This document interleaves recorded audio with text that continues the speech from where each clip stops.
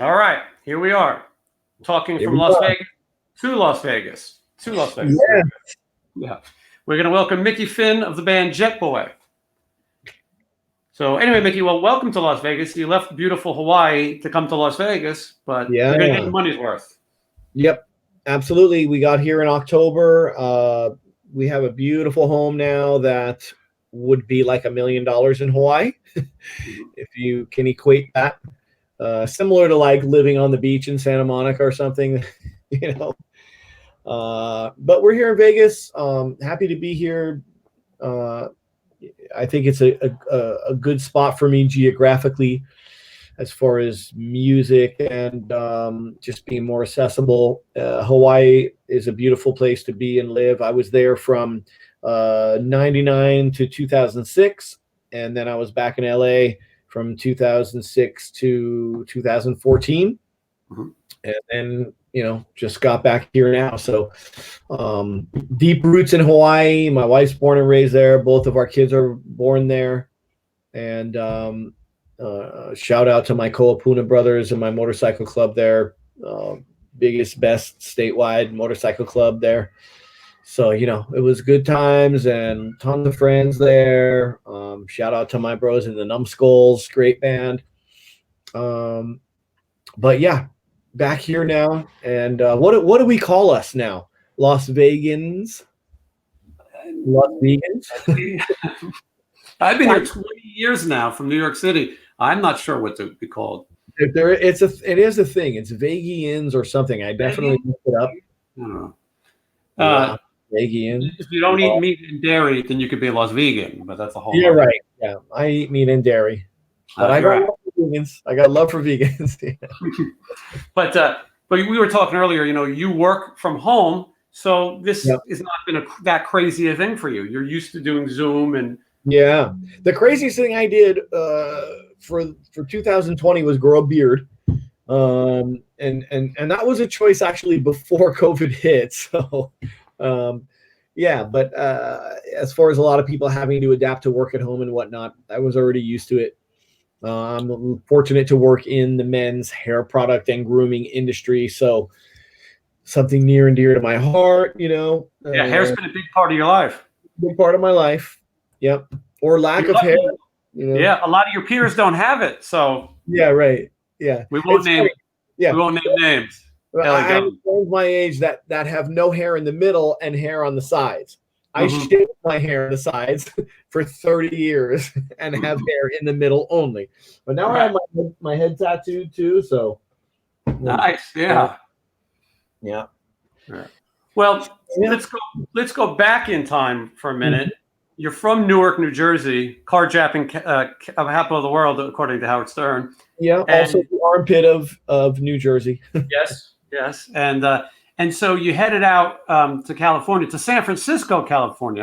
I think a lot of guys think that Jetboy was a Hollywood band, but originally San Francisco, California, 1983. Yep. I came out when I was 15. My family moved from New Jersey to California. My dad was in electronics advertising and came out to work for National Semiconductor, and the beginning of that whole Bay Area, Silicon Valley world. And we were in San Jose, so about 45 minutes south of San Francisco, but South Bay Area. And that's where I cut my teeth with everything at 15. Getting into punk rock and metal and going to shows in San Francisco. And, literally in a span of, a few short years, went through like everything punk rock and oi music and British metal and then glam, 83, mid 83. Getting into the glam scene, hooked up with Billy and Fern, who already had Jetboy going, and we started playing shows in the city regularly. That whole North Beach, Broadway area, the Stone, the On Broadway, the Mabuhay. Those were all the clubs that were literally across the street from each other. And it was a fun time, Our shows were a big mixture of punk rockers and metalheads and glam rockers, and it was literally the best time of my life, you know. And you guys were going up to Hollywood, and at that time there was, there was the Guns N' Roses, obviously, and Poison, and a little later, LA Guns, Faster Pussycat. There was a lot of bands all sort of competing to get a deal. And as you were telling me, it might have been a curse that you guys got signed in 1986, which is ahead of most of those bands. Yeah, I mean, that's definitely true. It's funny too, because it dawned on me as you were saying that how, us being in San Francisco and other bands you mentioned being in LA, and obviously LA being bigger and kind of ahead of things in the music world. I mean, it's amazing to me that we knew about each other, right? Because there was no iPhones, there was no internet. Yeah. And bands, the only promotion we did was out, nailing flyers to telephone poles and stuff. But yet, those bands knew about us and we knew about them. And of course we became friends and we became allies, and we started sharing shows together, and, bringing bands from LA up to San Francisco, and then going down to LA and playing with bands, there. So, I think, just timing wise, we came up just a little bit ahead, and started getting record company interest a little bit earlier, but we didn't fit into the mold. I had the mohawk. The record labels all hated the mohawk at the time because they were associating everything with the tailcoats of bands like Van Halen and whatnot. Mm-hmm. It was like very much a long hair metal thing. Yet the mohawk made you stand out. Yeah, exactly. Our fans loved it. It was definitely. I didn't have it when I started in the band. It came, in that first year, but it was still like they were going, okay, we can understand heavy metal and, the glam rock. Okay, we get it. Heavy metal guys with some makeup and fancy clothes. But we inserted the, now you're going to mix in punk rock, and, this is not fitting what we understand or what's going on. So I think, everything got delayed with us because of that, maybe. I don't know. And then, of course, if we look at signing our deal with Elektra, and then them spending a huge budget. I mean, I want to say they spent like a $500,000 on our band, between the producer and the studios and the whole production cost of the first record. Mm-hmm. And then things were not going good with Elektra Records, which was an East Coast label that had offices in the West Coast. Next thing we know, a couple weeks before Feel the Shake is supposed to be released, and they fire the entire staff of the West Coast offices, and our record gets shelved. And they're like, okay, they just put on the brakes and they're shelving it, and they're going to release you guys from your contract or whatever. So it was like, a wake-up call. Especially then when big labels were booming and crazy stuff like that happened. It seems shocking, but it was not an uncommon thing to happen at the time, So how does it work? You record the album. Do you guys own that recording at the time? No, the record label owns the recording. So when they released us, at the same time, they still owned that record. So I think that was probably one of the reasons why MCA, when they signed us, wanted us to record a new record, because it was either them pay for us to record a new record, which obviously they would have control over, or they pay Elektra Records to buy the record, right? Which we probably got for a song, because you know what I mean? Like, it wasn't going anywhere. Yeah. Right.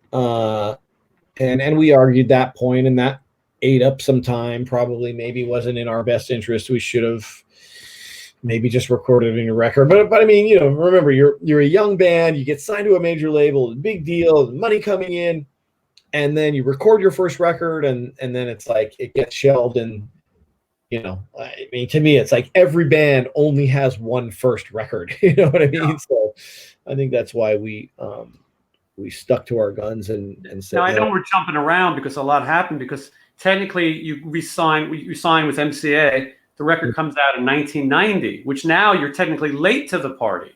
Exactly. But so did you have to re-record the Well, album? no, actually the first record came out in 88. So Okay. but it was still 2 years from when we got signed in 86. So you're right there. It was delayed. It was late to the party.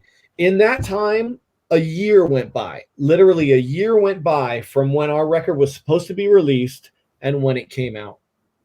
And in that same amount of time, bands that got signed after us, including Guns N' Roses, LA Guns, I think Faster Pussycat, maybe even Bang Tango, these bands got on their way and got on great tours. And I think it was a collective movement, right? The Sunset Strip, glam rock, 80s era, whatever the people call it nowadays, hair metal or whatever. That movement started, which we were at the forefront of, but then we were on the tail end of the other bands that we opened the door for, maybe. And I don't mean that in an egotistical way, just but it's fact. Yeah, it's true. I mean, you guys were there, and it kind of took off after you. So is this record? Did you have to re-record the record between Elektra and MCA? No. So we released the original recording, which was produced by Tom Allum. He did Judas Priest and Loverboy and a bunch of other great bands. So he was a top-notch producer. And we went out on the road. We did some great touring. We toured with Cheap Trick, which, highlight of the career, as well as one of their biggest tours, if not their biggest tour ever, because that record was when they had the hit song "The Flame." Mm-hmm. Huge. And that was their first #1 hit song, like a #1 single, for the first time for Cheap Trick. They had huge songs, obviously, and huge success, but that song, "The Flame," was their first #1 hit, and that tour was a big tour for them, and that was highlight of my career, Well, and so your image might not have looked like it would fit with Cheap Trick, but your album is a rock and roll album. Yeah. Yep. It's a poppy rock, record, catchy, hooky, Absolutely. And that was awesome. So we did Cheap Trick. Go ahead. We also toured with Kix, who we were into for many years, and they had a pretty long career before they broke through at that time. But we had some great times touring with those guys. We also toured with Stryper a bit, which was interesting. That's wild. That's a mix right there. Yeah, it was. But I mean, those guys were cool, and we had fun times, and Yeah, I just interviewed Oz Fox like 2 days ago. Yeah. Still at it. Still at it. Stryper Still at it, man. But I want to go back a little bit because your original bass player Todd Crew was the one who brought you in to Jetboy, right? Yeah. At that point, I mean, I literally went from hanging in the punk rock scene, like at the same street, right? The Broadway Strip was like the Sunset Strip, where you could have like the Whiskey and the Roxy and the Rainbow, and like it was like that. So I was going to punk rock shows at the Mabuhay Gardens, the Fab Mab, and the On Broadway, and the Stone across the street, and then literally shifted into like the glam rock scene. And I was hanging at the same places. Sometimes you didn't even go into the shows; you just hung out on the Strip, just like it was in LA. And that's where I met. I think my girlfriend at the time was friends with Todd's girlfriend and introduced us. And at that time, I was actually playing in a metal band called Sweet Evil. And Todd and I started talking, and I think he was just starting to jam with the Jetboy guys. And so I think he came down and auditioned for Sweet Evil, and then was like, no, man, come check these guys out in Jetboy or whatever. And we talked about that for a while and procrastinated a bit. And then eventually he came and literally dragged me out of bed one day and brought me to a rehearsal with Jetboy. and it clicked, instantly. And that was it. We agreed to start the band, and that was mid to late 83. 83, yeah. So, I mean, you guys were kids. Yep, absolutely. I had my 21st birthday in Jetboy in that first year, so. Now, I know that Todd had some substance issues, and as you've said, so did you and a lot of other people. Yeah, absolutely. We were partners in crime, me and Todd, for sure. But I know that his issues ended up becoming, it was getting hard for you guys to work. That's the thing. You just never know, right? You know what I mean? Like people have different tolerance levels, and tolerance levels, not just to substance, but to addiction itself. Mm-hmm. And so it became apparent to us when we signed our record deal and moved to LA. It just starts to become apparent when a person can't control it, and we knew it because we knew him well. And of course we were getting pressure from management and record label, and he was constantly just blowing it and not showing up for meetings and passing out at rehearsal, and just our lives were golden then, right? We didn't have to work jobs. All we had to do was rehearse and play music and play shows and go to like fabulous Hollywood parties, Yeah. So when it's like, when you can't stay sober enough to play at rehearsal or show up at a record company meeting, that's a super important one, then you start going, okay, come on, and it was a struggle. We had got him involved his parents, and we got him into rehab, and that didn't work. And,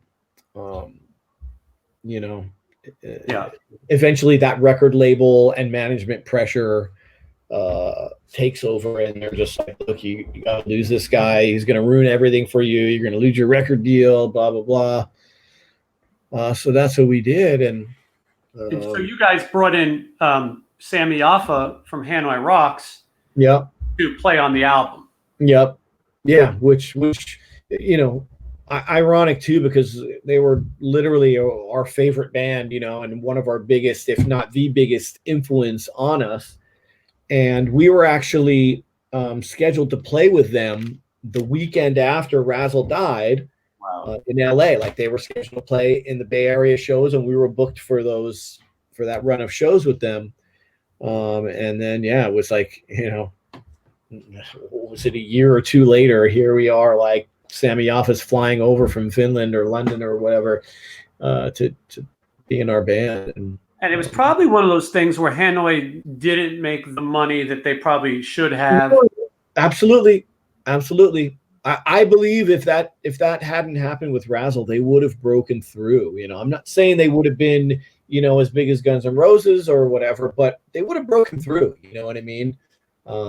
They could have had a great career at that time because they were on a roll and things were erupting, and everyone knew them. It wasn't just us. Yeah. The bands, Poison, Guns N' Roses, LA Guns, whatever, they'll all say, yeah. They do.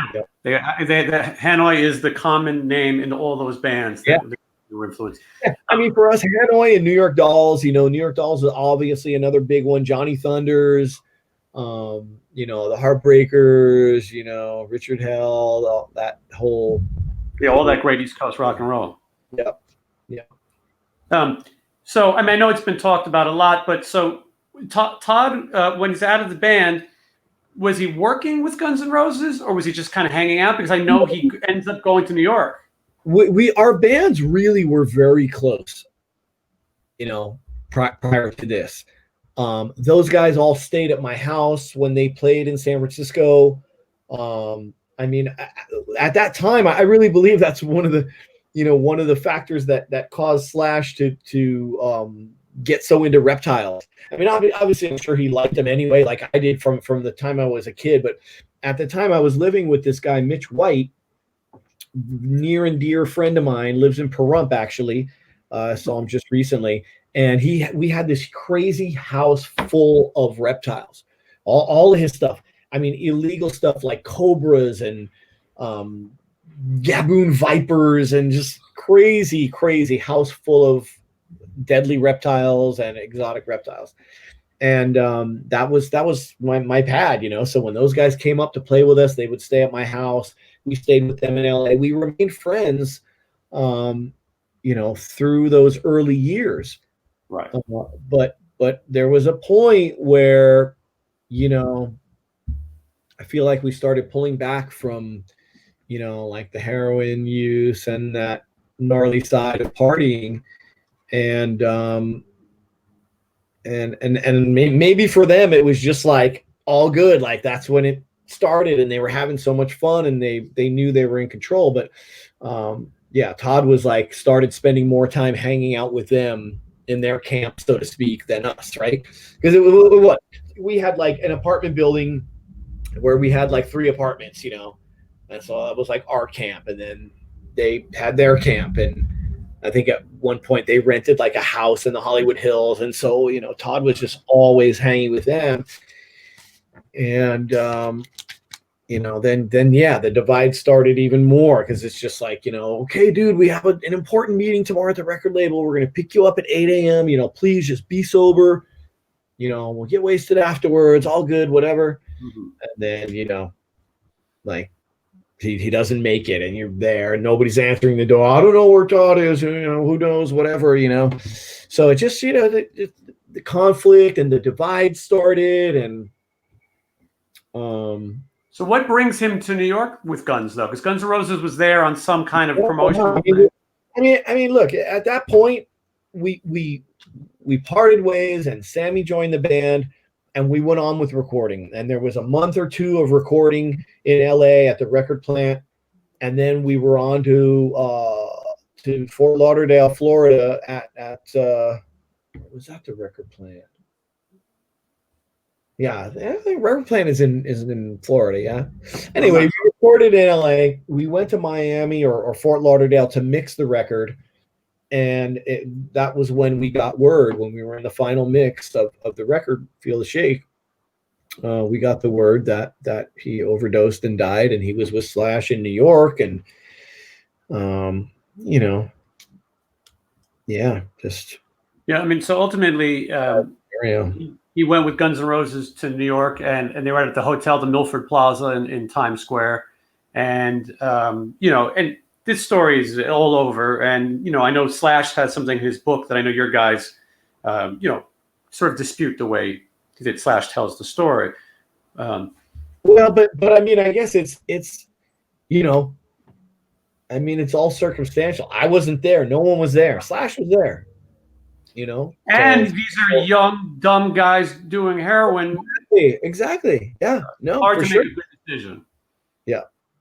Yeah. So anyway, well, it's a sad ending for Todd, a young guy, and this is how drug abuse unfortunately happens. And sometimes when you're using those drugs, the part of your brain that makes decisions doesn't always make the best decision. And of course, you're at that age, you're 20 something years old. You think you're invincible. You're not thinking about, right. Everyone thinks they're in control until they're not in control. And there's different kinds of out of control. There's long-term out of control that builds up and gets worse and worse. And there's out of control that comes real fast. He probably had scenes like that regularly where he passed out. I mean, he definitely did, probably even before heavy heroin use, he would regularly pass out on alcohol to the point where, you're like drawing dicks on his face and, sure. Stuff like that. It's all fun and laughs, on the bus and whatever. But then, there comes a point where, you start going, okay, hey, I'm really worried about him now. And we were all worried about him. And then the only argument I could have, and I still wouldn't place any blame on anyone, is that, those guys didn't see it.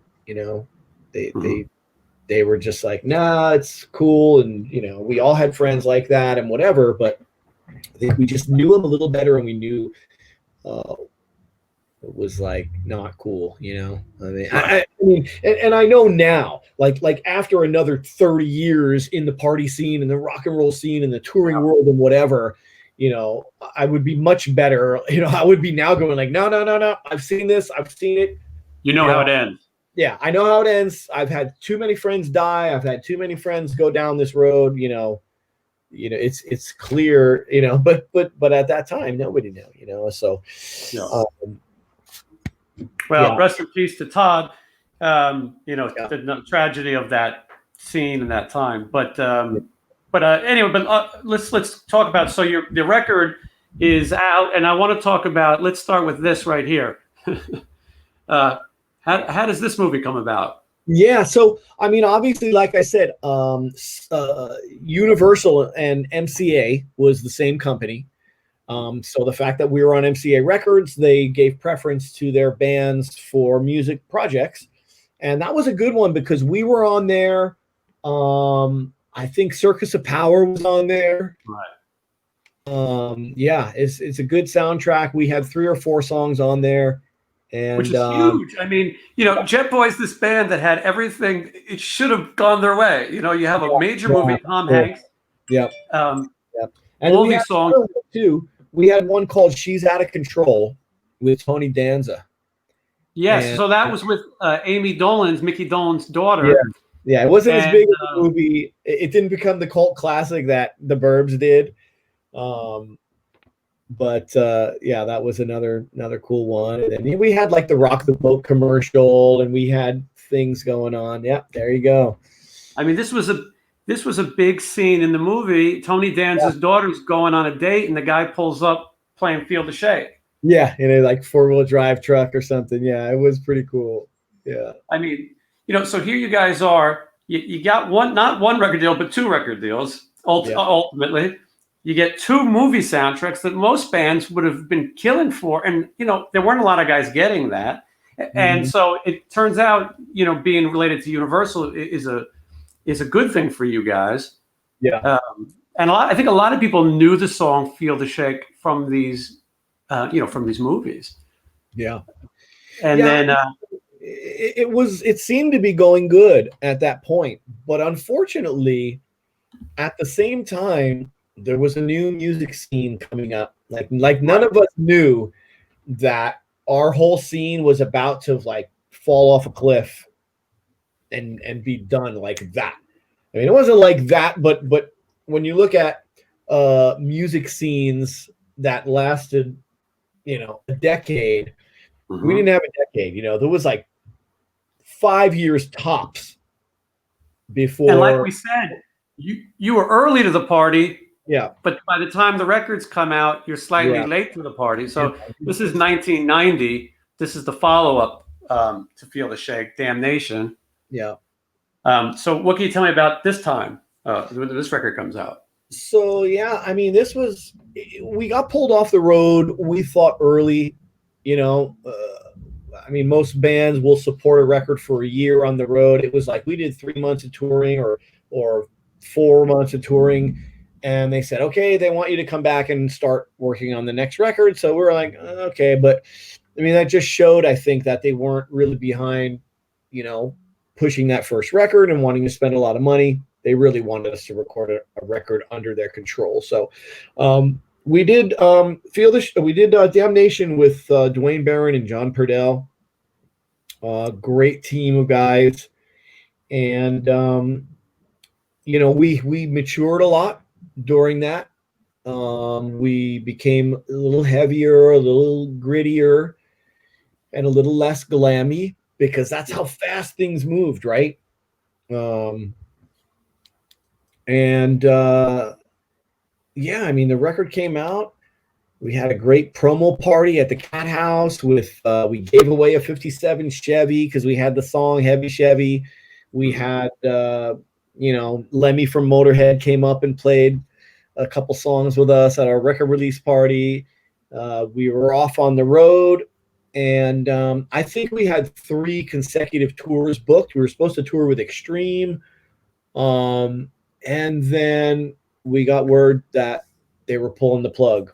And first we thought they were just pulling the plug on the touring, and then we find out, Sony Music bought MCA Universal, And it was sad because, again, these rock and roll stories that you don't hear about, we come back off the road and we have a meeting at the record label, and you show up and all of a sudden there's no one in the whole building. Mhm. All the 100 desks and all the different departments and people that you're used to seeing, like, hey, how you doing? How you doing? How you doing? You show up and it was like the whole record label was deserted. And and we had our meeting and they were like, well, here's the deal. MCA and Universal was sold to Sony Music. They are restaffing the entire record label and starting from scratch. And they didn't drop all the bands, but I think once again, they looked at the bands that they had spent a lot of money on and didn't want to continue that high dollar expense route. And so, Yeah, it was happening to everybody on every label. The thing was, if you were lucky enough to have a ballad, a band like Mr. Big, they were about to get dropped. But then To Be With You kind of saved them. So bands like Faster Pussycat had House of Pain. The thing is, we had the ballad. If you go back and listen to Damnation, we had Too Late. It just didn't get pushed. It's just, yeah. I mean, I was like sitting there going like, have these guys even listened to the record? Because we had it planned out. Evil was the single, but it was like a slow to mid-tempo rocker, and then we had planned, I think, to do Stomp It Down to the Bricks, and then Too Late, or Heavy Chevy and Too Late. So we had a great plan.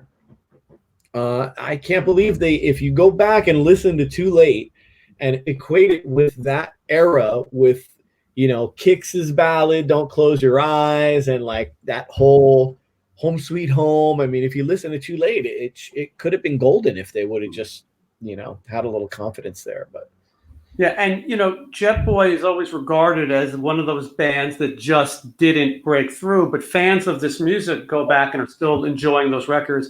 And one of the things that I really love about Jetboy is that you guys prove that it was about the music and that band, because even though superstardom didn't happen, you put the band back together a couple times, and today you still perform. Right now no one's performed, but eventually Jetboy still performs. You still bring in people, and you still have the three core guys, and you, Fernie, and Billy, and so it's. And I think for people who might have been a little younger or might have missed that Sunset Strip time, Jetboy's kind of that band that people whispered about and talked about, and they know those famous shows at the Roxy or the Whiskey that were Jetboy, LA Guns, Faster Pussycat, Guns N' Roses, and so this is their way to see an authentic, piece of that. Yeah, for sure. I mean, we, over the last, let's say from 2006 till present day, we have had, some peaks and lulls, but we put out an EP called Off Your Rocker that had 3 new songs and a couple songs from the M3 Festival, which is one of the great, revival festivals. Yeah, you did the festival, you did the cruise. Yeah, we did Rocklahoma. We did that there for a while there, man. There was a couple years where it was like Southwest Rock Fest and Rock the Bayou and Rocklahoma, and like there was a lot of stuff happening, and we were real active. And then things kind of died down again. So we've reinvented ourselves a few times. 2 years ago or 3 years ago now, we put out a full-length record, which was the first new full-length record since Damnation, called Born to Fly. So if you haven't checked it out yet, we did, I don't know, 3 or 4 videos for that record. It's a great record. Super proud of that. And you guys played a lot on this record. Yeah, we played a lot. Yeah, man. I mean, as much as we can get together to do. We have a new thing coming up too with Cleopatra Records, which we've done numerous releases with them. We did an AC/DC tribute record where we did You Shook Me All Night Long. So we've done stuff with Brian Pereira over at Cleopatra a few times. We have a new thing that we're just going to get started working on now. We're going to do a cover record, and we're going to do a bunch of like really cool old funky pop songs from like the 70s and stuff. So as opposed to, you know, a kind of typical, like, you know, pick your favorite metal and glam rock and punk rock songs or whatever, we decided to do something just really off to the left, and yeah, it's going to be cool. So you know, it's hard to, you know, you can't just survive on this these days, but it's what's great is that your music and your legacy is there, and it's very easy to get. You know, the old days, you had to go to a record store and hope you can find one of these records or CDs. But now there's no excuse not to discover, you know, Jetboy if you're late to the party. Yeah, you know, another cool thing is this past year, the Philadelphia Flyers hockey team was using Feel the Shake for every time they scored a goal. And so cool. You know, that's another super cool thing where you're like, God, there's like thousands of people last year in the hockey scene that are like, yeah, the Feel the Shake song, you know, like, so yeah, cool. And I think in one more year, our record contract is up, and we already have a lawyer working on getting the rights back so we can get everything back, including our master tape reels and everything. And we will own it from that point forward. So every download, every, you know, anything, you know, that comes out or gets used, we will actually get paid for. Yeah, and you can remaster or repackage or anything that you guys want to do with those recordings. Yeah. You know, so, but it really, you know, you've had that career. I know doing these interviews is tough because it's like, how many times do I have to explain that I was the band that almost made it? You know. Yeah. It gets a little old, but at the same time, it's a warm and fuzzy feeling of, you know, this is my story and this is my legacy, and the older you get, you learn to appreciate that you have a legacy at any level. Yes. You know, I never call myself a rock star, or like, I don't, you know, I try to be a humble human, and be thankful for everything, because not everybody gets to have a passion in life, even, you know, or a life's mission, or your life's work, or a legacy. And so to have that, you know, super thankful. And you never quit. You know, I mean, that's the bottom line. You guys really, you could have packed it in with all these things we talked about, but you kept going, you know, and still. It was probably like there was like a 6 or 8 year period where we kind of lost touch. I went off on my DJ career, DJ Milo, like, you know, got into that electronic music scene and produced some cool stuff. And then I think, you know, by I mean, it was maybe, well, remember too, from 90 from like 91 to 96, Jetboy evolved into another band called Mind Zone, and we got super heavy, like Pantera meets Metallica, Testament style stuff. Some members left, and we got other guys and whatnot. And then after that, I did my DJ thing. And then by 2006, we were reuniting again. And it was really Brian at Cleopatra that kind of instigated that, because he was like, man, you know, the scene is like coming back again and people want it. And, you know, and then, yeah, from there, we reinvented ourselves several times and kept it going. You were working in the clothing industry at that time too, because I remember hanging with you when you were working with Lip Service. Yeah, exactly. Me and Drew were friends. We were friends before I joined Jetboy. He was there from the very beginning. He's the one actually that instigated me to have the nickname Mickey Finn. And then, yeah, in 2006, when I moved back from Hawaii to LA, I stayed with Drew. I lived at his house for a year or so, and I started working at Lip Service as a sales rep. And that was, you know, an amazing time too, you know. Yeah, and tragically, Drew passed away. Yeah, Drew passed away. Super, super hard one to swallow, and I still, you know, I still have a hard time with that one. Yeah.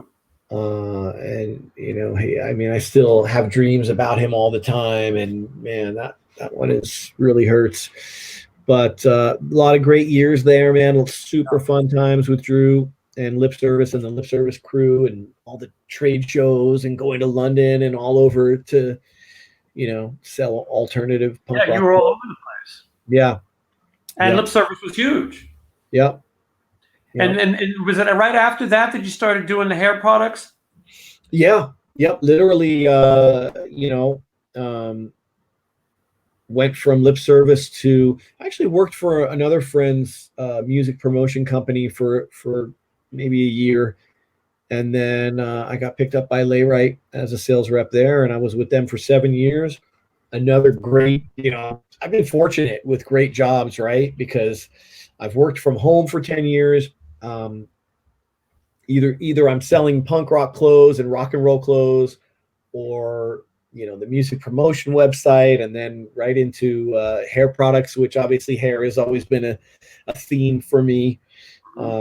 My wife is a cosmetologist and does amazing hair and bright colored hair and cool stuff. And now, with men's grooming, pomades, hairsprays, shave products. I'm currently with a company called Crown from Quebec, Canada, and we do all natural, vegan friendly men's grooming products. So. Oh, cool. Yeah, that must be a huge market for that. Yeah, there is. Yeah. And I think, the emphasis on all natural products is getting bigger everywhere. And it's starting to,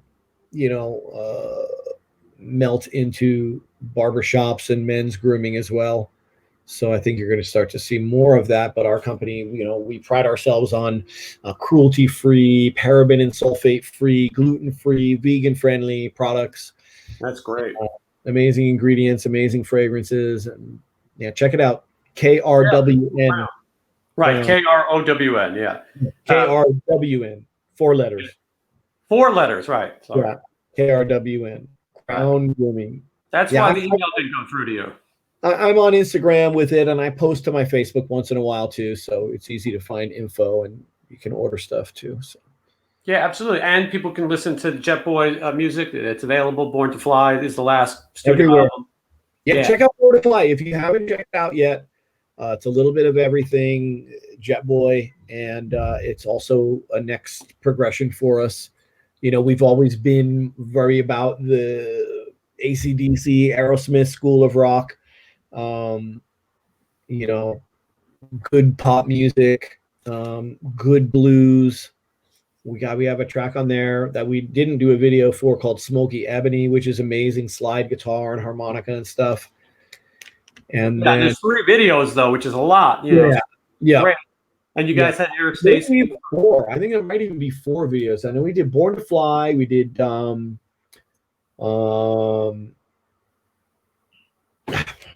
you have to go look them up. No, you can go to YouTube right now. Yeah, I think we did 4 videos though, which is great. Nowadays, you got to find different ways to promote. And you had Eric Stacey from Faster Pussycat, who was on the same team as you guys. Yeah, he recorded on the record, and we had a great run with him. It didn't work out ultimately. I look forward to connecting with him again here in Vegas. Right, he was in Vegas. As many other musicians that I know live here, and definitely feel like I have one more project in me, and I would love to have a local, band going on to work with amongst, probably will be revisiting Cold Blue Rebels, which is my psychobilly band. Right. I forgot. Yeah. And Joe Normal from the Zeros. And, that definitely could happen. Spaz Drastic was the original drummer. We probably will have him back in because our second drummer, Al, lives here in Vegas as well, and he is the current drummer in Jetboy. He also has several bands here, including the Hellenbacks, if you've seen them around town. Cold Blue Rebels reunion happening. Jetboy got the new thing with Cleopatra to work on, but I also think I could get into doing another project, something local here for me to get into. And well, that would be great. And there are some great musicians here. There's some not so great ones too. Yeah. I can give you the whole list off the air. Yeah. But, well, the great ones, if you're out there watching or listening, yes. hit me up. It's funny. The great ones are the ones that I interview. Lots of really talented guys, and I was fortunate to be doing Sin City Sinners for whatever it is, 14 years now. I had a lot of fun with those guys.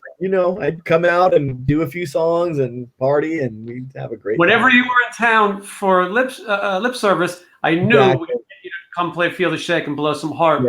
But I was fortunate through that band to meet, because we had so many guests come and meet so many different amazing musicians and work with so many people, and as yourself too. And that's how I got to sort of do this, talking to all my old friends. And I'm going to be coming over to your house for the barbecue this summer. We got to get that going. Dude, I'm telling you, man, the house is awesome. We got a pool.